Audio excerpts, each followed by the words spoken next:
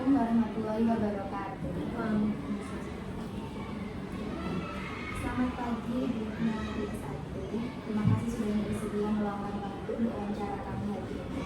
Kami mungkin akan membahas sedikit tentang pragmatik dalam konteks kebebasan dan komunikasi yang akan diajukan oleh teman saya. Yang pertama, pertanyaan itu mengapa aspek pragmatik penting dalam kehidupan sehari-hari? Pragmatik itu awal bahasanya itu kan kepraktisan. Jadi secara simpelnya ya berbicara sesuatu yang simpel lah, dalam artian tidak mengikuti tata bahasa atau tidak mengikuti ejaan yang disempurnakan yang sesuai dengan kamus bahasa Indonesia. Nah, memang itu kan sering terjadi di lingkungan kita, itu juga dengan anak-anak di sekolah. Apalagi namanya anak kecil, mungkin kalau di rumah mereka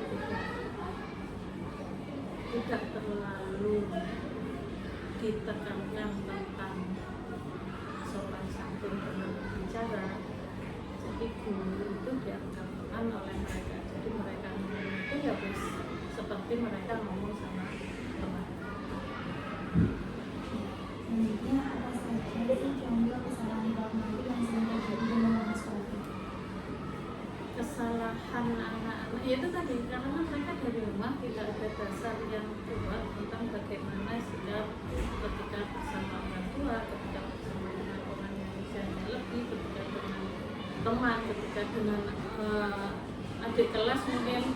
Jadi mereka menganggap semua itu sama, guru itu dianggap seperti temannya, jadi mereka ngobrol, ngajak omong gurunya itu ya seperti ngobrol sama temannya. Jadi ucapan-ucapan sapaan, ucapan-ucapan ngobrol itu ya wis mereka biasa.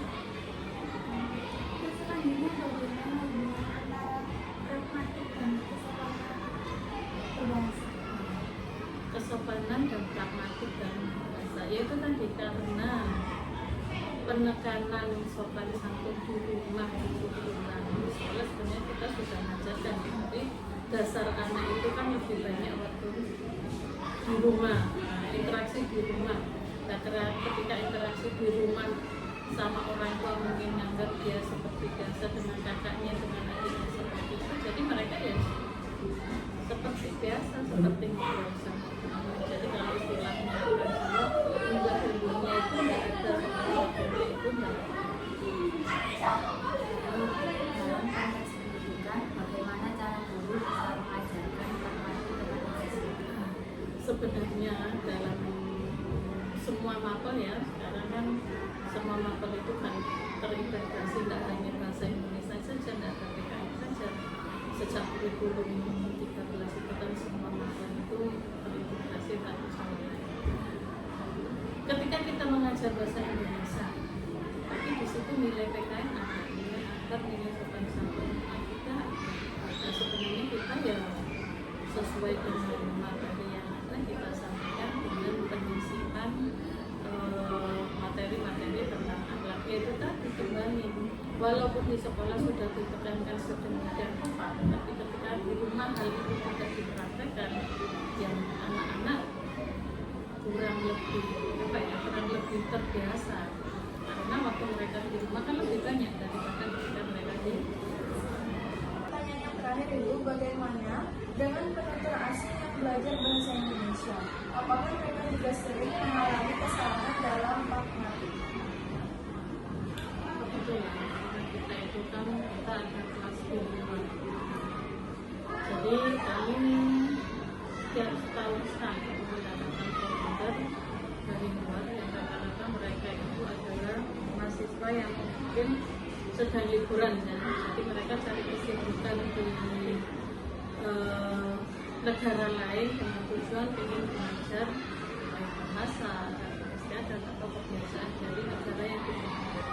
Nah, mereka rata-rata membawa bloknot atau not kecil yang mereka simpan untuk menulis kata-kata yang mungkin mereka anggap sulit penuturannya atau apapun. Jadi setahu saya mereka itu kesini kan juga tujuannya untuk belajar. Nah, jadi ketika ketika apa yang mereka menganggap sulit diucapkan dicatat, nah mereka mungkin akan berlatih ya dalam pengucapan pun mereka ya memang lidah kita dengan lidah orang luar, tapi asalkan kita sebagai lawan bicara bisa paham kan tidak masalah. Ya memang rata-rata mereka beda dalam penyebutan dalam pengucapan bahasa kita kan memang beda dengan bahasa mereka. Nah, berarti apa pesan ibu bagi masyarakat siswa-siswi SD agar berbicara secara pragmatik dalam komunikasi? Kita sebagai bangsa Indonesia dengan bahasa Indonesia sebagai bahasa kesatuan itu kalau kita berpedoman pada Kamus Besar Bahasa Indonesia dalam pengucapan dan kata-kata insya Allah kita akan sesuai dengan kaidah itu. Tapi kebanyakan di masyarakat kan kita milih lebih simpel, milih lebih cepat, yang penting lawan bicara paham.